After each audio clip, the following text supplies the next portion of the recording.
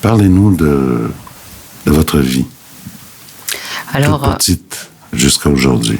Alors donc, moi je viens donc de Bruxelles. Je suis née à Bruxelles. Mes grands-parents sont venus, ils ont immigré en Belgique pour travailler.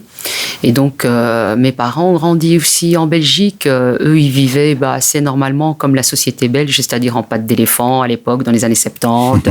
Ils écoutaient les yéyés, la musique que n'importe quel Belge ou Français, voilà, de l'époque.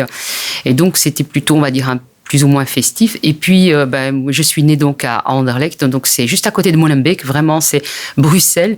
C'est petit. Il y a 19 communes que constitue Bruxelles. Et moi, Anderlecht est une des communes comme Molenbeek et on est tous proches parce que Bruxelles est très petit. Donc, on peut vraiment circuler d'une commune à une autre. Et donc, moi, j'ai vu depuis mon enfance, en fait, c'est dans les années 80 que j'ai commencé à voir vraiment l'islamisme qui a commencé à pousser, notamment parce qu'il y a eu l'implantation de mosquées dans les différents quartiers où les enfants étaient nés en Belgique. Et puis... le fait est que nos parents, eux, nous ont envoyés là parce qu'ils avaient cette perspective de retour dans les pays d'origine. Et donc, il fallait qu'on ne perde pas, quelque part, la religion, mais une religion qui était, à la base, très soft, on va dire, à la carte.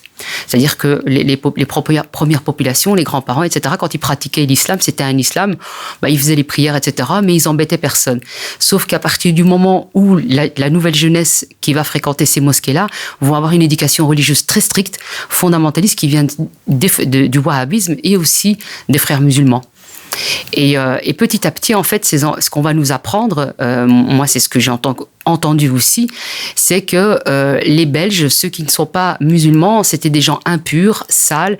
Donc, finalement, il y avait une espèce de violence, en fait, qu'on pouvait percevoir dans les discours, qu'on nous éduquait de cette manière-là. Et on ne pouvait pas agresser un non-musulman, mais par contre, si on volait, si on insultait un mécréant, il n'y avait pas de problème.